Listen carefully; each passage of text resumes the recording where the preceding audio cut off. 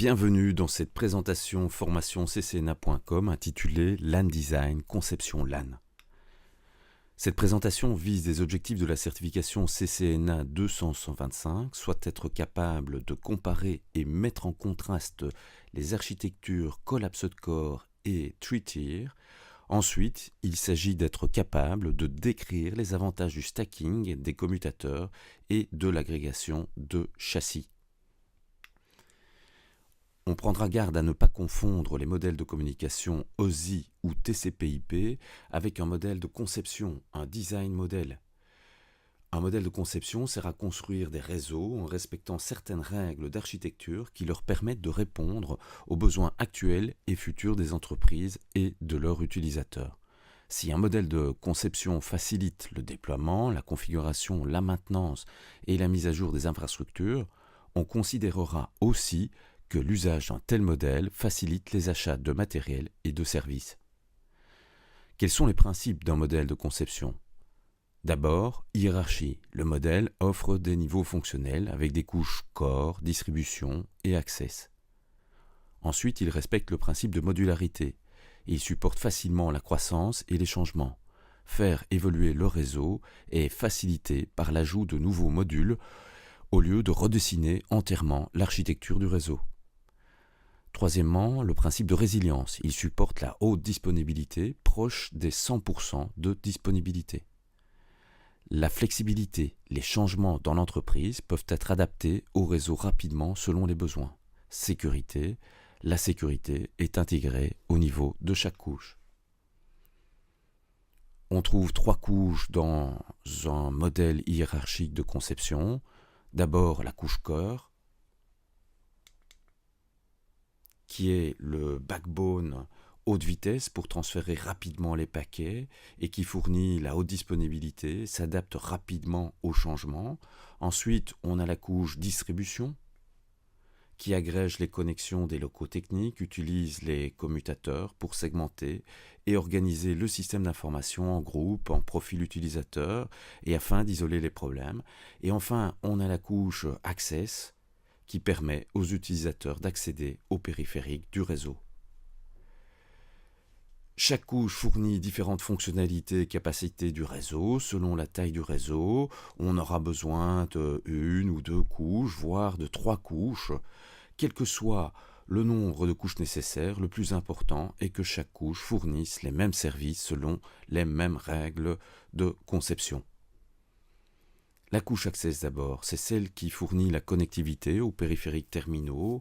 Elle offre de la haute disponibilité avec une alimentation redondante et le support des FHRP, c'est-à-dire des protocoles de redondance de passerelle. La couche Access doit supporter des capacités de convergence, notamment en fournissant l'alimentation électrique des téléphones IP et des points d'accès sans fil, et doit supporter des fonctionnalités au plus proche des utilisateurs en termes de sécurité, de vérification du trafic, avec des fonctionnalités comme Port Security, DAI, Dynamic ARP Inspection, IP Source Guard, DHCP Snooping et ainsi de suite. La couche distribution est un lieu d'agrégation où on trouve disponibilité et réduction de la complexité. En matière de haute disponibilité, cette couche assure le recouvrement rapide de chemins perdus, de la répartition de charges, de la qualité de service, de la sécurité. C'est aussi au niveau de cette couche qu'on trouve du résumé de route, de la manipulation de paquets, des points de redistribution entre les domaines de routage, du filtrage de paquets, ainsi que des politiques de routage. C'est aussi au niveau de cette couche qu'on termine les VLAN par exemple et qu'on va offrir des services de redondance de passerelle. La couche cœur agrège le trafic des commutateurs de couche distribution. C'est elle qui implémente des protocoles et des technologies évolutives ainsi que de la répartition de charges. On y trouve de la commutation de haute vitesse, de couche 3 avec du 10 gigabits Ethernet. C'est aussi au niveau de cette couche qu'on va retrouver de la redondance assurée par des protocoles de routage. Alors, l'utilité de la couche cœur, quelle est-elle ? Sans une couche cœur, les commutateurs de couche distribution devraient être entièrement maillés entre eux. Ce choix de conception est difficile à faire évoluer, sans compter les besoins en câblage entre les commutateurs de distribution. Comme bonne pratique recommandée dans les topologies de type large campus, on déploiera une couche cœur dédiée pour connecter 3 ou plus segments physiques de 4 paires de commutateurs de distribution dans un bâtiment par exemple.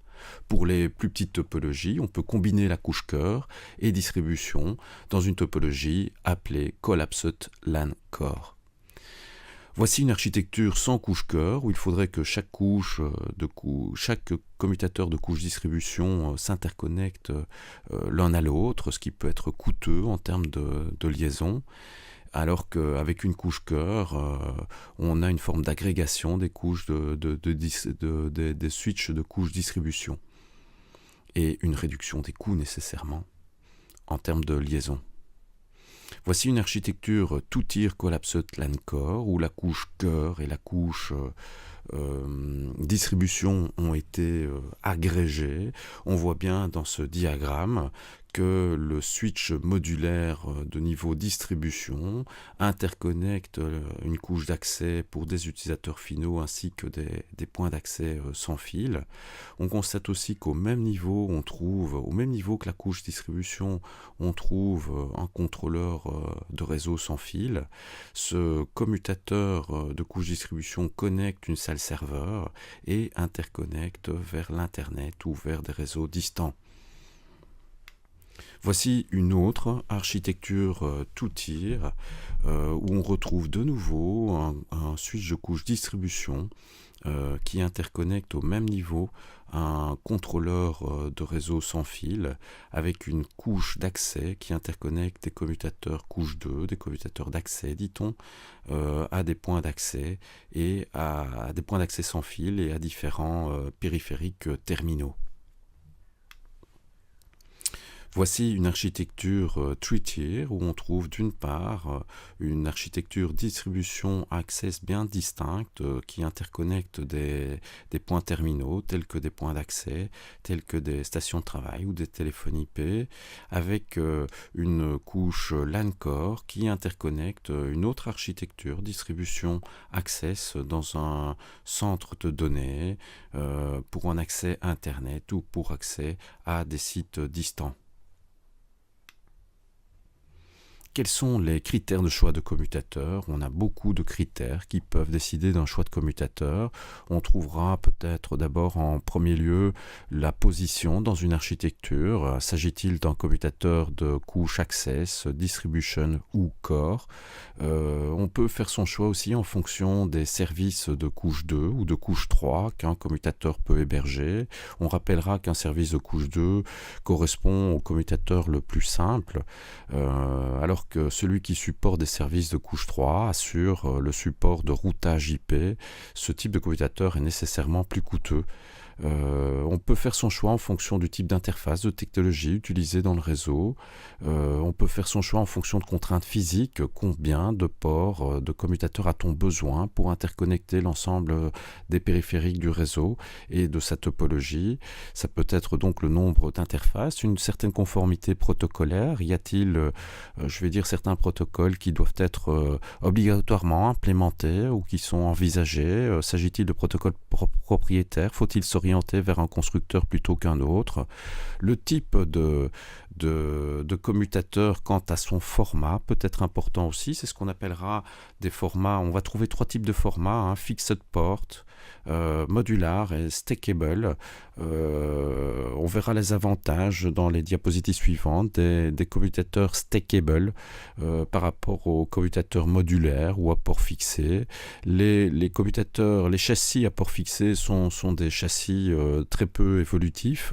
Les châssis modulaires sont juste des châssis que l'on remplit de différentes cartes disponibles, et là seule l'imagination est la limite.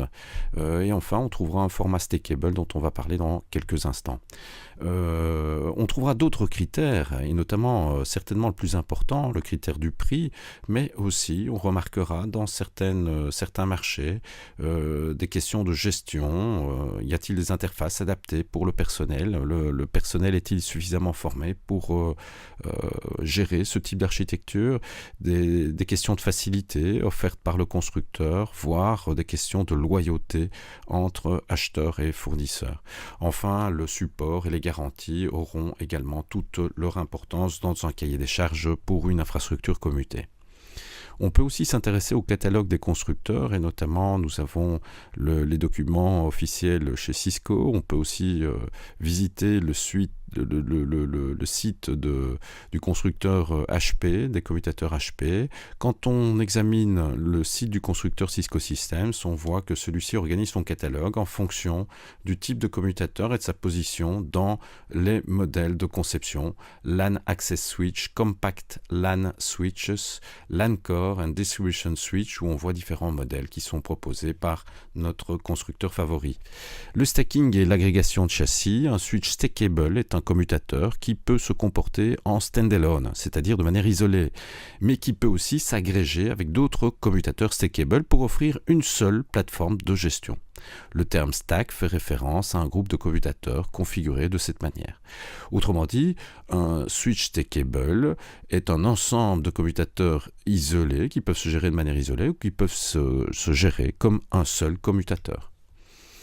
Quels sont les avantages du stacking ?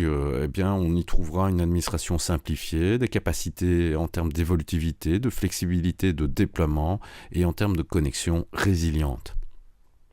Voici quelques modèles de commutateurs de type Access pour des topologies de type Campus LAN. Par exemple, les 3850, 3650 sont des commutateurs favoris, ainsi que des 2960X.